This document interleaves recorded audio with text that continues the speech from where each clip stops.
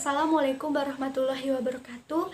Perkenalkan, kami dari kelompok 2 ingin mempresentasikan mengenai overview kurikulum 2013. Sebelumnya, perkenalkan anggota kelompok kami. Yang pertama Ika Andika Dewi Andini, yang kedua Adi Rifka Anissa, yang ketiga Retno Fitri Artanti, dan yang terakhir Tri Widianti.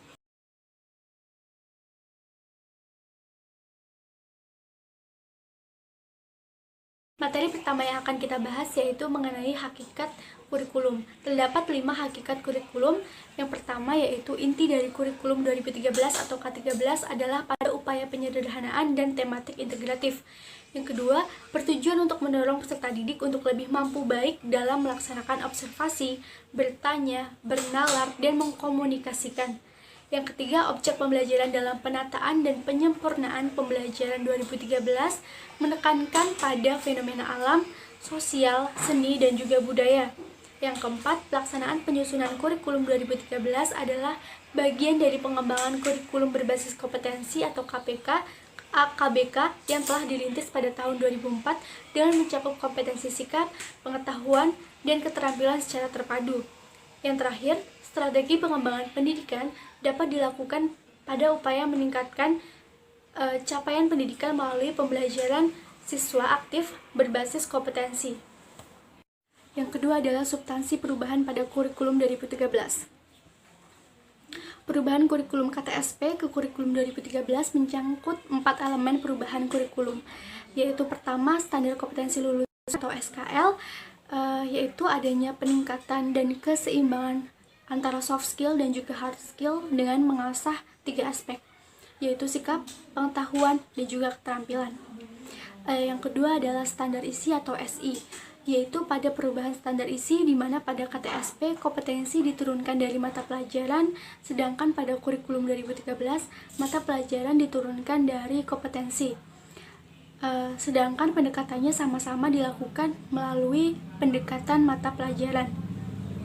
Yang ketiga adalah standar proses, yaitu yang semula terfokus pada eksplorasi, elaborasi, dan konfirmasi, pada kurikulum 2013 dilengkapi dengan pendekatan saintifik, yaitu kegiatan mengamati, kegiatan menanya, mengeksplorasi atau exploring, mengasosiasi, dan mengomunikasikan atau communication. Proses belajar tidak hanya terjadi di ruang kelas saja, tetapi juga terjadi di lingkup ruangan, lingkungan sekolah, alam, dan juga masyarakat. Posisi guru bukan satu-satunya sumber belajar, dan pembelajaran dimensi sikap tidak diajarkan secara verbal, tetapi melalui contoh dan teladan dari guru. Yang terakhir adalah standar penilaian. Penilaian yang dilakukan adalah berbasis kompetensi, yaitu pergeseran dari penilaian melalui tes yang mengukur kompetensi pengetahuan berdasarkan hasil saja menuju penilaian otentik, yaitu mengukur semua kompetensi baik sikap, keterampilan, dan juga pengetahuan berdasarkan proses dan juga hasil. Selain itu, memperkuat model penilaian PAP atau penilaian acuan patokan, yaitu pencapaian hasil belajar didasarkan pada posisi skor yang diperolehnya terhadap skor ideal atau maksimal, dan mendorong pemanfaatan portofolio yang dibuat siswa sebagai instrumen utama dari penilaian. Selanjutnya yaitu latar belakang munculnya kurikulum 2013. Nah, yang melatar belakangi munculnya kurikulum 2013 ini yaitu salah satunya bahwa kurikulum 2013 ini menjadi penyempurna dari kurikulum sebelumnya, yaitu kurikulum 2006. Atau dengan kata lain, kurikulum 2013 ini memberi jawaban terhadap permasalahan yang melekat pada kurikulum 2006. Penyusunan kurikulum 2013 pada dasarnya menitik beratkan pada penyederhanaan tematik integratif dan mengacu pada kurikulum 2006. Beberapa permasalahan pada kurikulum 2006 yaitu 1. Konten kurikulum yang masih terlalu padat. Yang kedua, belum sepenuhnya berbasis kompetensi sesuai dengan tuntutan fungsi dan tujuan pendidikan. Yang ketiga yaitu kompetensi belum menggambarkan secara holistik domain sikap, keterampilan, dan pengetahuan. Selanjutnya, belum peka dan tanggap terhadap perubahan sosial yang terjadi pada tingkat lokal, nasional, maupun global. Kemudian, standar proses pembelajaran belum menggambarkan urutan pembelajaran yang rinci. Selanjutnya yang keenam yaitu standar penilaian belum mengarahkan pada penilaian kompetensi dan belum secara tegas menuntut adanya remediasi secara berkala. Dan yang terakhir, dengan adanya KTSP memerlukan dokumen kurikulum yang lebih rinci agar tidak menimbulkan multitafsir. Latar belakang selanjutnya munculnya kurikulum 2013 yaitu bahwa kurikulum 2013 menjadi acuan bagi pelajar untuk lebih aktif dan kreatif. Selain untuk memberi jawaban terhadap permasalahan yang melekat pada kurikulum 2006, bahwasanya kurikulum 2013 juga bertujuan untuk mendorong peserta didik agar lebih baik dalam melakukan observasi, bertanya, bernalar, dan mengomunikasikan yang telah diperoleh atau diketahui setelah si peserta didik ini mendapatkan materi pembelajaran. Nah, hal ini diharapkan peserta didik dapat memiliki kompetensi sikap dan pengetahuan jauh lebih baik. Mereka akan lebih kreatif, inovatif, dan produktif sehingga nantinya mereka akan bisa sukses dalam menghadapi berbagai persoalan dan tantangan di zaman memasuki masa depan yang lebih baik. Nah, selanjutnya yaitu faktor penunjang kurikulum 2013. Di sini terdapat dua faktor besar dalam keberhasilan kurikulum 2013, yaitu yang pertama faktor penentu dan yang kedua faktor pendukung. Faktor penentu sendiri merupakan kesesuaian kompetensi pendidik dan tenaga kependidikan atau PTK dengan kurikulum dan buku teks. Dan yang kedua yaitu faktor pendukung. Faktor pendukung sendiri terdiri dari 3 unsur, yaitu yang pertama ketersediaan buku sebagai bahan ajar dan sumber belajar yang mengintegrasikan standar pembentuk kurikulum. Yang kedua, penguatan peran pemerintah dalam pembinaan dan pengawasan. Dan yang ketiga, penguatan manajemen dan budaya sekolah. Perbedaan kurikulum 2013 dengan kurikulum KTSP. Kurikulum 2013, SKL atau Standar Kompetensi Lulusan, ditentukan terlebih dahulu, setelah itu baru ditentukan SI atau Standar Isi. Yang kedua, dalam kurikulum 2013, kompetensi lulusan meliputi aspek soft skills dan hard skills yang meliputi aspek kompetensi sikap, keterampilan, dan pengetahuan. Kemudian yang ketiga, di kurikulum 2013 di jenjang SD, tematik terpadu untuk kelas 1 sampai dengan kelas 6. Yang keempat, jumlah jam pelajaran per minggu lebih banyak dan jumlah mata pelajaran lebih sedikit dibanding KTSP. Kemudian yang kelima yaitu proses pembelajaran setiap tema dilakukan dengan pendekatan ilmiah, yaitu standar proses dalam pembelajaran terdiri dari mengamati, menanya, mengolah, menyajikan, menyimpulkan, dan mencipta. Kemudian dalam kurikulum 2013, TIK bukan sebagai mata pelajaran, melainkan sebagai media pembelajaran. Yang ketujuh, dalam kurikulum 2013, standar penilaian menggunakan penilaian otentik, yaitu mengukur semua kompetensi sikap, keterampilan, dan pengetahuan berdasarkan proses dan hasil. Kemudian yang kedelapan, dalam kurikulum 2013, pramuka menjadi ekstrakurikuler wajib. Dalam kurikulum 2013, penjurusan mulai dari kelas 10 untuk jenjang SMA atau MA. Kemudian, dalam kurikulum 2013, BK lebih menekankan mengembangkan potensi siswa. Sedangkan dalam kurikulum KTSP yaitu SI atau standar isi ditentukan terlebih dahulu, setelah itu baru ditentukan SKL atau standar kompetensi lulusan. Yang kedua, dalam kurikulum KTSP lebih menekankan pada aspek pengetahuan. Yang perubahan yang ada dalam kurikulum 2013 dari kurikulum sebelumnya antara lain adalah 1. Perubahan standar isi di SD atau sekolah dasar. Dalam perubahan kurikulum tersebut, khusus untuk jenjang sekolah dasar atau SD, mengalami banyak perubahan standar isi kurikulum. Di SD, akan diterapkan sistem pembelajaran berbasis tematik integratif. Di SD, yang dulunya ada 10 mata pelajaran, dikurangi menjadi 6 mata pelajaran, yaitu 4 mata pelajaran utama seperti PPKN, Bahasa Indonesia, Agama, dan Matematika. Dan dua mata pelajaran muatan lokal seperti seni budaya dan penjas. Kemudian yang kedua yaitu perubahan standar kompetensi lulusan atau SKL. Penyempurnaan SKL memperhatikan pengembangan nilai, pengetahuan, dan keterampilan secara terpadu dengan fokus pada pencapaian kompetensi. Pada setiap jenjang pendidikan, rumusan 4 kompetensi inti atau seperti penghayatan dan pengamatan agama, sikap keterampilan, dan pengetahuan menjadi landasan pengembangan kompetensi dasar pada setiap kelas. Kemudian selanjutnya yaitu perubahan standar isi.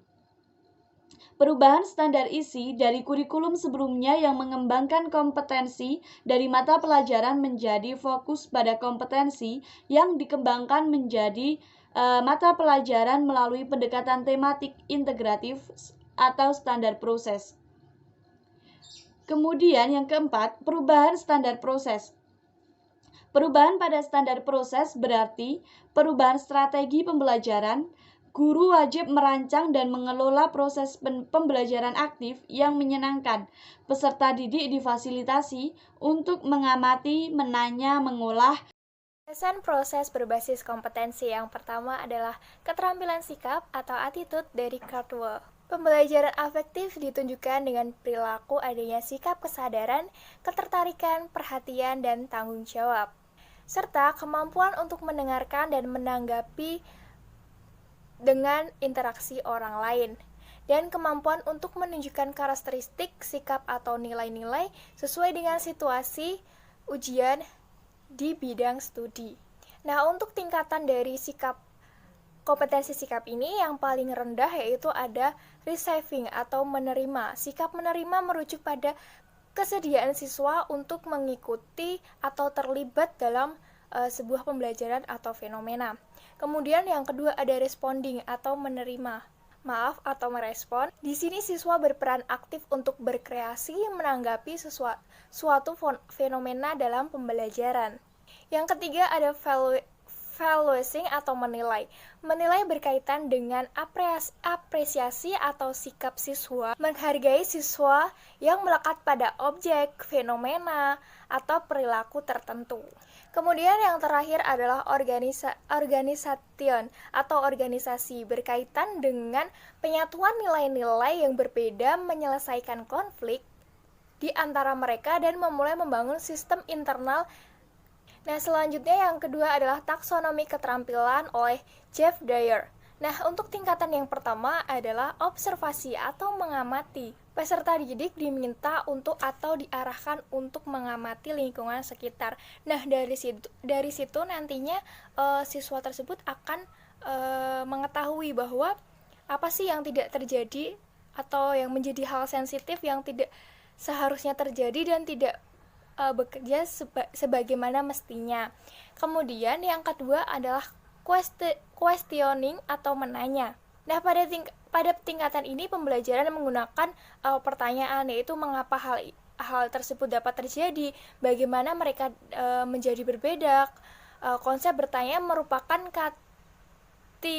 katalisator kreatif yang harus ada dalam sikap seorang penemu.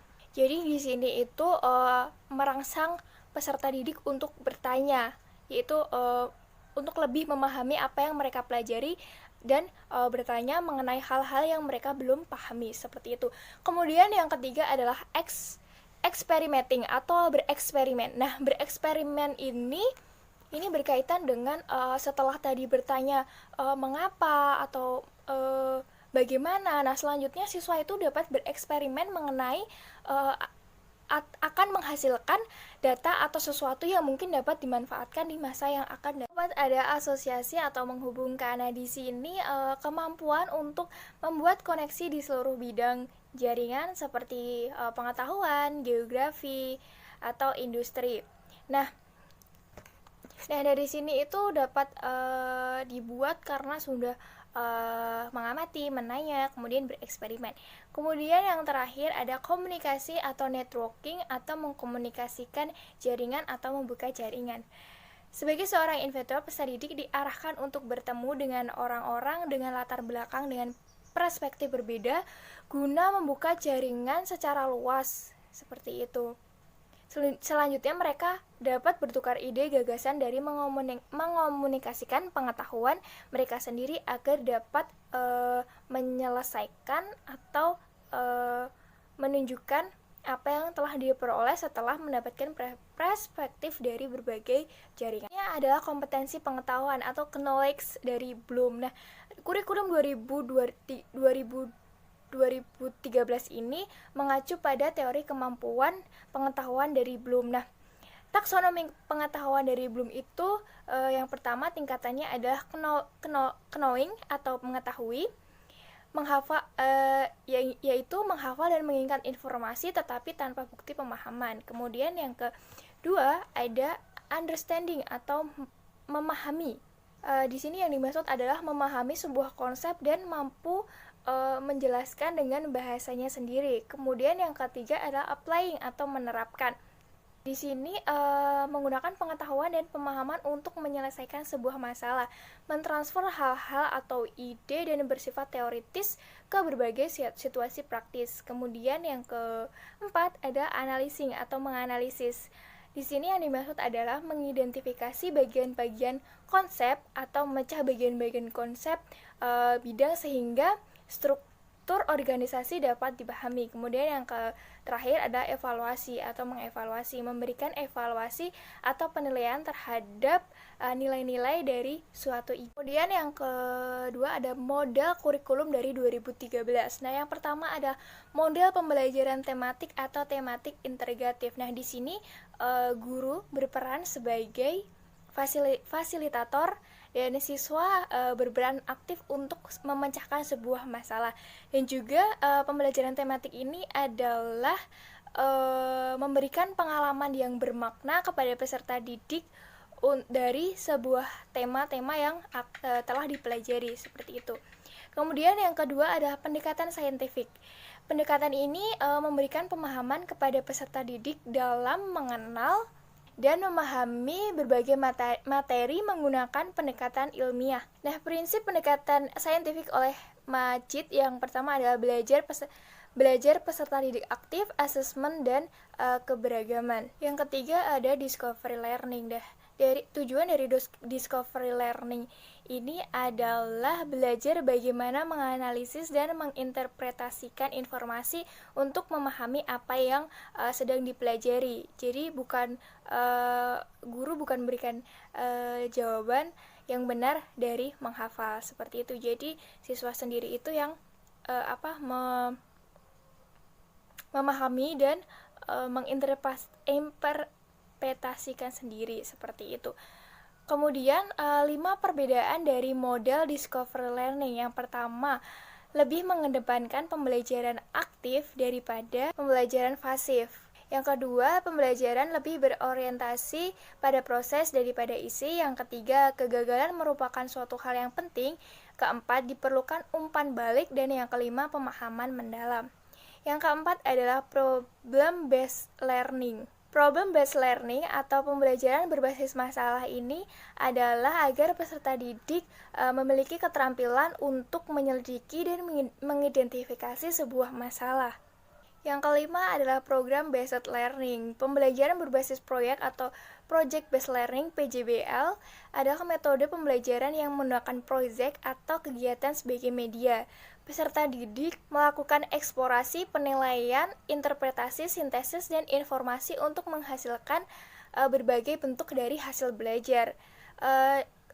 Dari batch learning ini tentu terdapat keuntungan. Yang pertama, meningkatkan motivasi belajar peserta didik untuk belajar, mendorong kemampuan mereka untuk melakukan pekerjaan penting dan mereka perlu untuk dihargai. Yang kedua, meningkatkan kemampuan pemecahan masalah pada siswa, membuat peserta didik menjadi lebih aktif dan menghasilkan dan berhasil memecahkan masalah-masalah yang kompleks.